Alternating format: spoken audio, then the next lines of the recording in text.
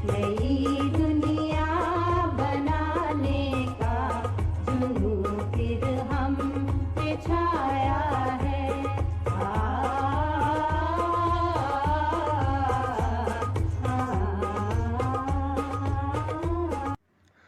नमस्कार दोस्तों, आप सभी लोगों का स्वागत है। इस अम्बेडकर जयंती के खास अवसर पर आप सबके लिए समर्पित है डॉक्टर अम्बेडकर द्वारा लिखित ये विशेष किताब, बहुचर्चित किताब एनिहिलेशन ऑफ कास्ट का हिंदी अनुवाद जाति प्रथा का विनाश। इसको हम अच्छे से पढ़ेंगे। इसका अनुवाद डॉक्टर राघव शरण शर्मा, गौरगी रॉय दोनों ने मिलकर अनुवाद एवं संपादन किया है। ये किताब जो है प्रकाशन संस्थान से पब्लिश हुई है। इसका मूल्य 125 रुपये है और इसमें डॉक्टर अम्बेडकर का संक्षिप्त परिचय है, जन्म, शिक्षा और उसके बाद सम्मान और निधन। ये आप ब्रीफ में देख सकते हैं। अब बात आती है कि हम इसको क्यों पढ़ें ये किताब।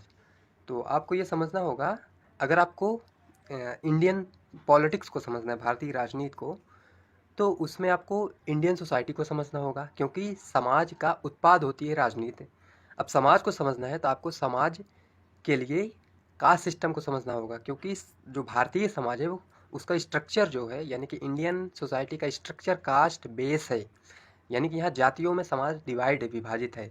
इसलिए हमें जाति प्रथा को समझना होगा और जाति प्रथा को समझने के लिए सबसे बेहतर और बेस्ट किताब ये है। इसको आप पढ़ेंगे तो समझ पाएंगे कि जाति कैसे यहाँ काम करती है, तो हम इसको अच्छे से समझेंगे।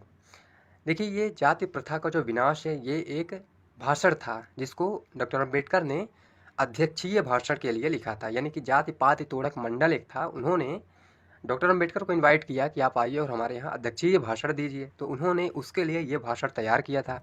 लेकिन हुआ ये कि ये भाषण जब मंडल के लोगों ने पढ़ा तो उन्होंने कहा कि इसमें आप संशोधन करिए। क्यों? क्योंकि उनको लगा कि ये तो हिंदू धर्म पर ज़्यादा प्रहार हो जाएगा। तो डॉक्टर अम्बेडकर ने कहा नहीं, ऐसा नहीं होगा, मैं इसमें एक शब्द भी नहीं हटाऊंगा, जैसा है वैसा ही मैं इसको दूंगा, यानी कि इसका व्याख्यान दूंगा। तो फिर उन्होंने क्या किया कि उस सम्मेलन को ही रद्द कर दिया और फिर ये भाषण नहीं दिया जा सका।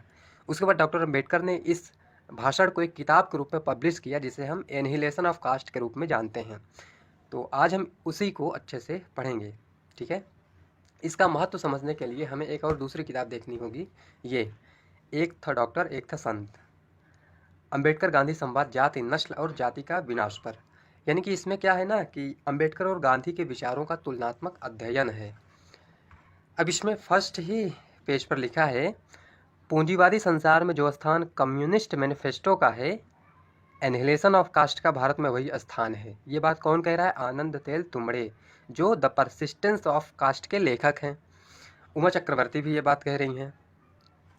तो इसका महत्व हम समझ सकते हैं कि जैसे कैपिटलिज्म हम पढ़ते हैं तो उसमें कम्युनिस्ट मैनिफेस्टो एक बाइबल के रूप में होती है, उसी तरह इंडियन सोसाइटी में क्या है, भारत में क्या है कि एनिहिलेशन ऑफ कास्ट है, इसकी ये हैसियत है यहाँ, ठीक है। तो हम ये किताब अभी नहीं पढ़ रहे हैं, अभी हमारा फोकस ये है, तो हम इसको अच्छे से शुरू करते हैं। इसमें जो संपादकीय है उसमें लिखा है, अंबेडकर साहब ने प्रस्तुत पुस्तक को धर्मशास्त्र और लोक सत्य के नज़रिए से लिखा है। यह समाजशास्त्र का विषय है। जाति प्रथा का आधार वर्गीय असमानता है, भाग्यवाद है, पुनर्जन्म पाप पुण्य का सिद्धांत है, महिलाओं पर बंदिशें हैं, श्रमिकों के प्रति अपमान की दृष्टि है। अतः जाति प्रथा के उन्मूलन के लिए इसे टिकाने वाले समस्त आधारों को नेस्तनाबूद करना होगा। इस समझ के अभाव में बुद्ध, नानक, कबीर, आर्य समाज आदि जाति तोड़क असफल हो गए। अतः एकांगी सोच अपर्याप्त हो सकती है, एक समेकित सर्वांगीण दृष्टि इस हेतु आवश्यक है। अब संपादक लोगों ने क्या किया कि इस भाषण को कई सारे चैप्टर्स में डिवाइड कर दिया है। तो पहला इसमें है जो प्रस्तावना के रूप में है, जाति प्रथा का विनाश, कांग्रेस बनाम समाज सुधार, समाजवाद बनाम सामाजिक न्याय, श्रम विभाजन और जाति प्रथा, श्रम का बंटवारा और वर्ग प्रथा, नस्ल सुधार और जाति प्रथा, क्या हिंदू एक समाज है, जातियों का समाज विरोधी रूप, आदिवासियों के उत्थान में बाधक जाति प्रथा, शूद्रों के आत्मोद्धार प्रयास में हिंदू धर्म प्रसार में बाधक जातियाँ, जाति प्रथा असंगठन का कारण है, सुधारों की बलि देवी जाति प्रथा, जाति निष्ठा बनाम नैतिकता, मेरी कल्पना का आदर्श समाज, आर्य समाजी सुधार, चतुर्वर्ण की कठिनाइयाँ, चतुर्वर्ण व्यवस्था की मुश्किलें क्या हैं, वो लिखा है।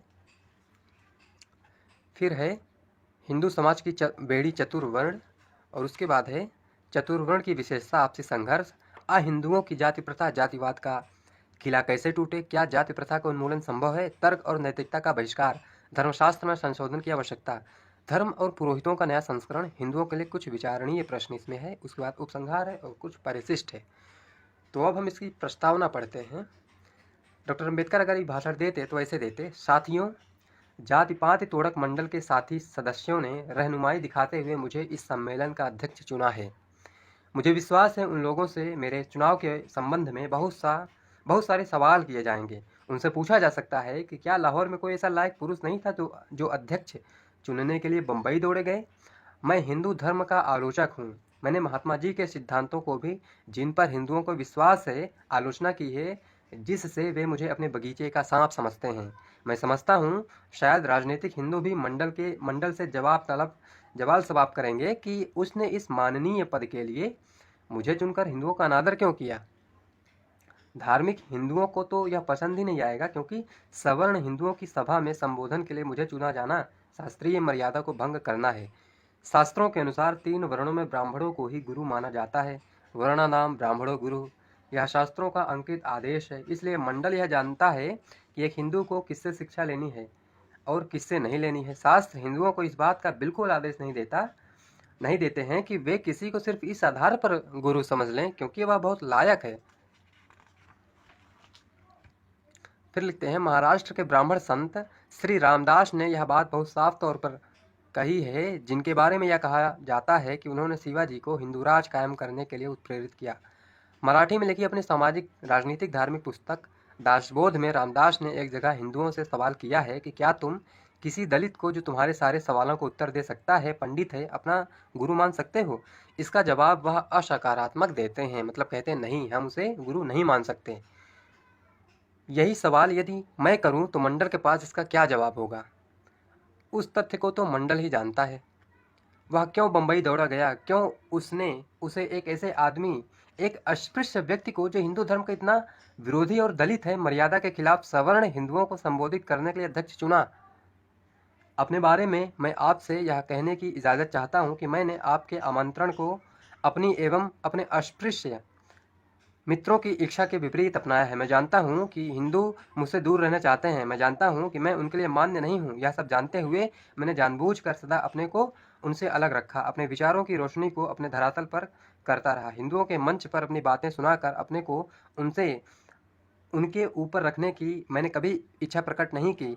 यह भी मैं अपनी सहमत से नहीं बल्कि आपके चुनाव से आया हूँ। मैंने इसे मना करना इसलिए उचित नहीं समझा क्योंकि मुझे बताया गया कि सम्मेलन का मकसद सामाजिक सुधार है। समाज सुधार एक ऐसा विषय है जिससे मुझे अत्यंत प्रेम है, खासकर उस हालत में जबकि आप समझते हो कि इस काम में मैं आपकी कुछ मदद कर सकता हूँ। यह आप पर आश्रित है कि मैं यहाँ जो कुछ कहना चाहता हूँ उस मसले के समाधान के लिए कहाँ तक समझ सकेंगे। इस भूमिका के साथ मैं मुख्य विषय पर अपने विचार प्रकट करने की इजाज़त चाहता हूँ।